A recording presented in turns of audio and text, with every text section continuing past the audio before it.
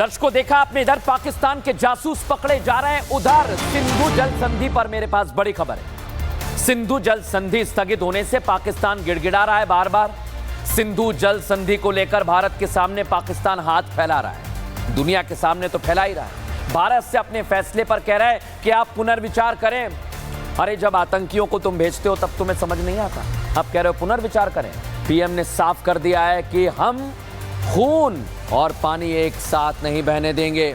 इस बीच आपको एक और खबर दे रहा हूं दर्शकों, कल जम्मू कश्मीर जाने वाले रक्षा मंत्री राजनाथ सिंह पुंछ में जवानों से मुलाकात करेंगे। ये खबर हमारे पास है। राजनाथ सिंह जम्मू एयरबेस पर एयरफोर्स के जवानों से मिलेंगे, उनकी हौसला अफजाई करेंगे। सबसे ज्यादा घाटी में दर्शकों कार्रवाई हुई है, सबसे ज्यादा घाटी में पाकिस्तान के ड्रोन्स देखे गए थे, लेकिन हमारे वायुवीरों ने उन्हें नेस्तनाबूद कर दिया है। और आपको याद होगा दर्शकों, पहलगाम आतंकी हमले के बाद भारत ने पाकिस्तान पर एक के बाद एक स्ट्राइक किया, जिसमें से एक भारत में किसी पाकिस्तानी को ना रहने देना है। इधर जासूस हम पकड़ रहे हैं ना, उधर देखिए आप, असर दिखाई दे रहा है। ये पाकिस्तान वाले जब आते हैं भारत तो कैसे इनके साथ हश्र किया जा रहा है, दिखाता हूं मैं आपको। साउथ कोरिया से कुछ चीनी जहाज आ रहे थे दर्शकों, बीच समंदर में इन्हें रोक दिया गया। दरअसल जहाज में 21 पाकिस्तानी थे। सोचिए जरा आप, 21 पाकिस्तानी। तेल से भरा जहाज उड़ीसा के पारादीप पर आ रहा था, लेकिन जैसे ही जहाज पर 21 पाकिस्तानी लोगों के होने की खबर मिली, जहाज को तट से 25 किलोमीटर दूर ही रोक दिया गया। बताया जा रहा है कि पारादीप पोर्ट अथॉरिटी ने तेल उतारने की अनुमति नहीं दी और पाकिस्तान के जो 21 लोग थे उनसे कहा कि अंदर ही रहना, बाहर मत आना, नहीं तो कड़ा एक्शन लिया जाएगा।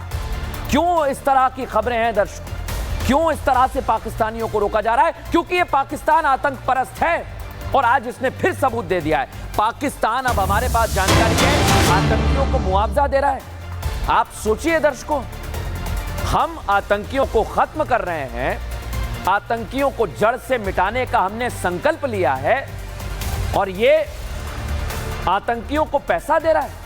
इनको आईएमएफ से पैसा मिला है ना, अब ये जैश के सरगना को मुआवजा दे रहे हैं। ये मुआवजे का नाम दे रहे हैं, आतंकियों को पैसा बांट रहे हैं। भारतीय हमले जो हुए थे ना दर्शकों, बहावलपुर मुरीद के में दिख रहा है ना आपको, ये जो आतंकियों की आपको ये कब्र दिखाई दे रही है जहां पर ये पहुंचे हुए थे और कैसे इनको पाकिस्तान झंडे में लपेटा गया है, आप समझिए जरा, ये आतंकियों को पनाह दे रहा है।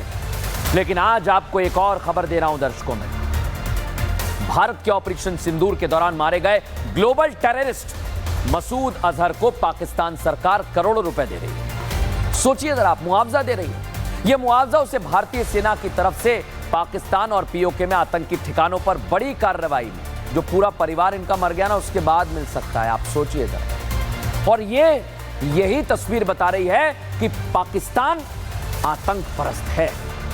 लेकिन एक बात कहना चाहता हूं, भले ही पाकिस्तान को भारत ने घुटनों पर ला दिया हो, पाकिस्तान को मिले चीनी और तुर्की हथियार और डिफेंस सिस्टम की धज्जियां उड़ा दी हो भारत, लेकिन इसके बाद भी भारतीय सेना अभी भी अलर्ट मोड पर है। यह पाकिस्तानियों का भरोसा नहीं किया जा सकता। सेनाओं को मजबूत करने की दिशा में लगातार हम कदम उठा रहे हैं दर्शकों। भारत ने स्वदेशी एंटी ड्रोन सिस्टम भार्गवास्त्र का ओडिशा के गोपालपुर में सफल टेस्ट किया। आपको दिखा रहा हूं, देखिए।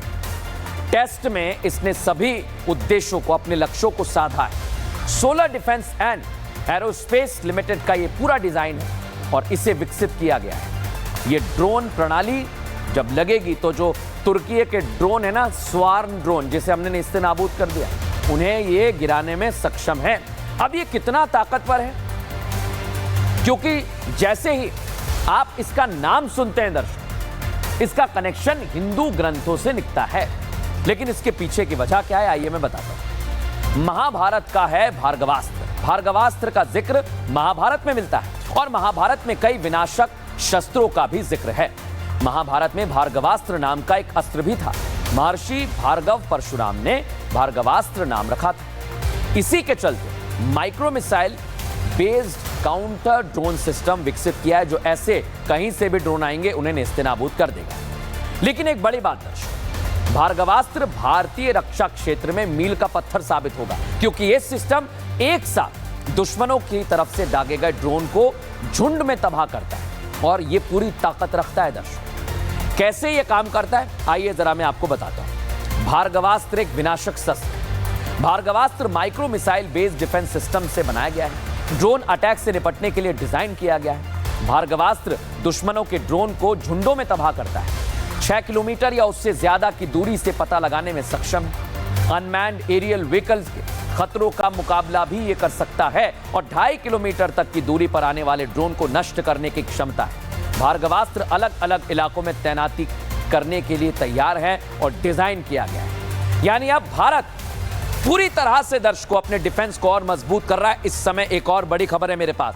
पाकिस्तान में तुर्की के 2 ड्रोन ऑपरेटर ढेर कर दिए गए।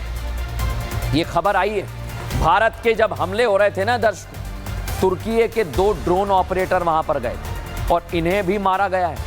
भारत के खिलाफ ड्रोन अटैक में पाकिस्तान की मदद कर रहे थे, लेकिन आप सोचिए, हमें तो पता ही नहीं था कि ये तुर्की अंदर पहुंच गया है और पाकिस्तान की मदद कर रहा है। लेकिन भारतीय सेना ने तो कार्रवाई की और फिर इनकी खबर आई है कि ये ढेर कर दिए गए।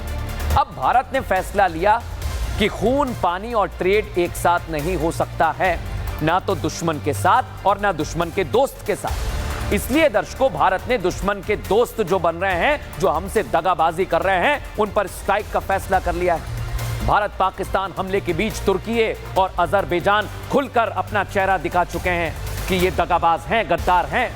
इन दोनों देशों ने पाकिस्तान का खुला समर्थन किया। इसलिए अब भारत के लोगों ने अजरबैजान और तुर्की के बहिष्कार का फैसला किया है। दर्शकों, पाकिस्तान के दोस्त तुर्की पर अब भारत का एक्शन होने लगा है और तुर्की के प्रोपेगेंडे पर भारत ने कड़ी कार्रवाई की है। दर्शकों, तुर्की के ब्रॉडकास्टर TRT वर्ल्ड, ये सोशल मीडिया X अकाउंट पर था, लेकिन भारत में अब इसे बैन कर दिया। उसकी अगर तस्वीर हो तो दिखा दीजिए। उसे पूरी तरह से बैन कर दिया है दर्शकों। लेकिन आप सोचिए, ये तुर्की है जिसकी हमने मदद की थी जब यहां भूकंप आया था, ये हमारे ही खिलाफ कार्रवाई कर रहा है। ये हमारे खिलाफ सोचिए यार, हमने इससे दोस्ती की और इसने हमें दगा दिया। इसलिए आज मैं कह रहा हूं, दगाबाज तुर्की पर स्ट्राइक जारी रहनी चाहिए। देश भर से आवाज उठने लगी है, कैसे इसे नुकसान पहुंचाया जा रहा है, दिखाता हूं।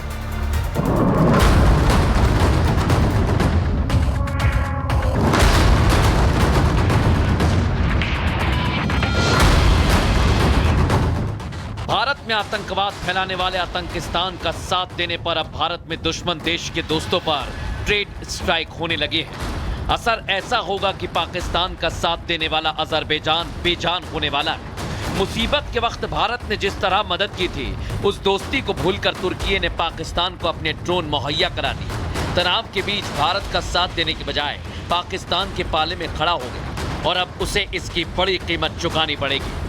पाकिस्तान से तनाव के बीच पीएम मोदी ने साफ कर दिया कि टेरर और टॉक एक साथ नहीं हो सकता और जिस तरह तुर्की और अजरबैजान ने पाकिस्तान का साथ दिया, उसके बाद भारत के व्यापारी, ट्रैवल एजेंसियां दोनों को सबक सिखाने में जुट गए।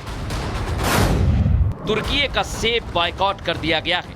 टूरिस्ट ने बुकिंग कैंसिल कर दी है। फ्लाइट्स, होटल बुकिंग तक कैंसिल हो गई है। मसाला, मेवा व्यापारियों ने भी बहिष्कार कर दिया है। महाराष्ट्र के पुणे में व्यापारियों ने तुर्की का बहिष्कार करने का फैसला लिया है। पुणे के मसाला व्यापारी हो या फिर सूखे मेवे के व्यापारी, सभी ने मिलकर सामान का इंपोर्ट करने से इनकार कर दिया ताकि तुर्कियों को उसकी गलती की बड़ी सजा दी जा सके। भारत और पाकिस्तान में युद्ध हुआ है, उसमें टर्की ने ओपन सपोर्ट पाकिस्तान को किया है। इस वजह से हमारा पूरा रोष है टर्की के ऊपर और हम उनके कोई आइटम पे, हम पूरे उनके आइटम पे बहिष्कार करते हैं। जो मोदी जी के साथ है हम उनके साथ है, जो मोदी जी के साथ नहीं हम उनके साथ नहीं। और मैं टर्की की सभी आइटमों का निषेध करता हूँ।